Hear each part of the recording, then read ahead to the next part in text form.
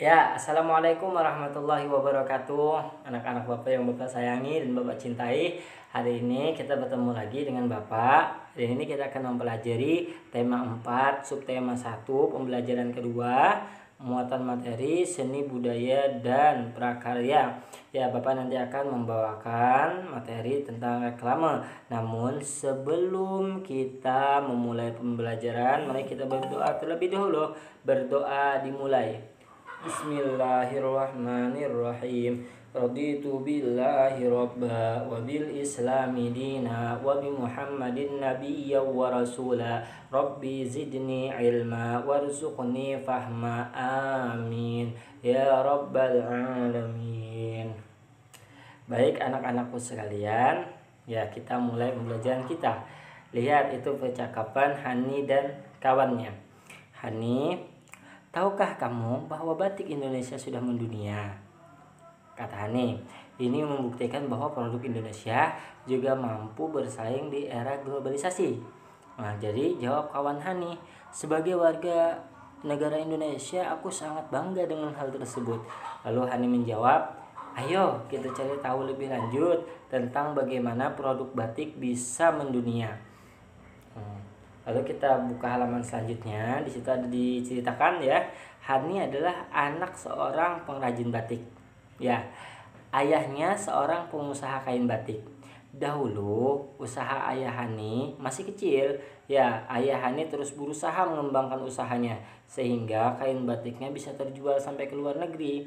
Ayah Hani menggunakan reklame untuk mempromosikan produk batiknya. Nah, ini adalah reklame milik ayahnya si Hani. Ya, Nusantara Batik menyediakan berbagai corak dan warna menarik khas Indonesia.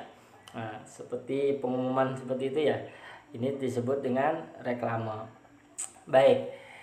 Nah, usaha ayah Hani itu bisa mendunia salah satunya berkat dibuatnya reklame sehingga orang melihat, oh, di sini banyak ya produk batiknya, ada macam-macam coraknya dan lain-lain.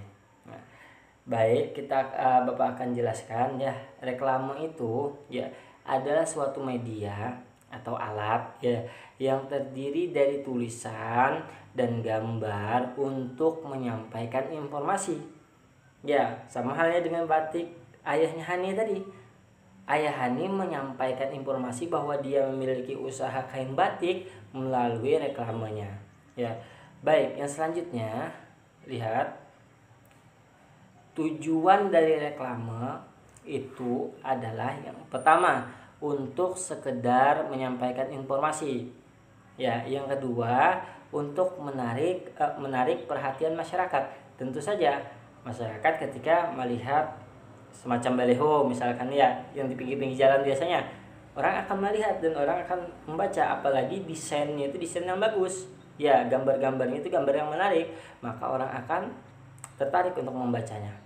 Yang selanjutnya mengenalkan suatu produk kepada halayak umum. Misalkan nanti kamu membuat suatu produk, nah agar produk kamu terkenal seperti batiknya ayah Hani tadi ya, kamu bikin suatu suatu ya promosi iklan, entah kamu bikin banner dan lain sebagainya ya, yang memuat nama produk kamu ya. Yang selanjutnya tujuannya mempengaruhi masyarakat untuk membeli suatu produk, jelas.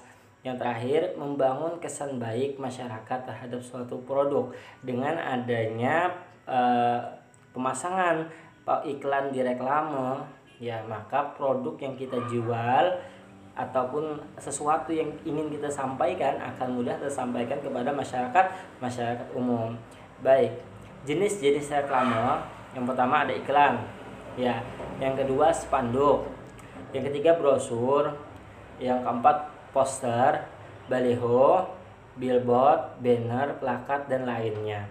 Yang mana jenis-jenis ini sering kita jumpai di pinggir-pinggir jalan biasanya ya. Mungkin kalian kalau misalkan ke arah Pelehari atau ke arah Banjarmasin kan banyak itu ya, di di pinggir-pinggir jalan atau di tengah-tengah di atas jalan itu kan ada tulisan besar ya, itu termasuk reklame.